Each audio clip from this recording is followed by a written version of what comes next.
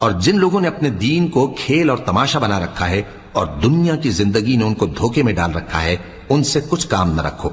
ہاں، اس قرآن کے ذریعے سے نصیحت کرتے رہو تاکہ قیامت کے دن کوئی اپنے اعمال کی سزا میں ہلاکت میں نہ ڈالا جائے۔ اس روز اللہ کے سوا نہ تو کوئی اس کا دوست ہوگا اور نہ سفارش کرنے والا، اور اگر وہ ہر چیز جو روئے زمین پر ہے بطور معاوضہ دینا چاہے تو وہ اس سے قبول نہ ہو۔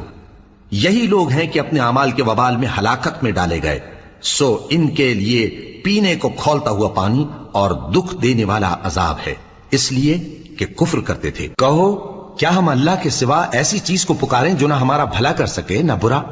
اور جب ہم کو اللہ نے سیدھا رستہ دکھا دیا تو کیا ہم الٹے پاؤں پھر جائیں؟ پھر تو ہماری ایسی مثال ہو جیسے کسی کو جنات نے جنگل میں بھلا دیا ہو اور وہ حیران ہو رہا ہو، اور اس کے کچھ رفیق ہوں جو اس کو رستے کی طرف بلائیں کہ ہمارے پاس چلا۔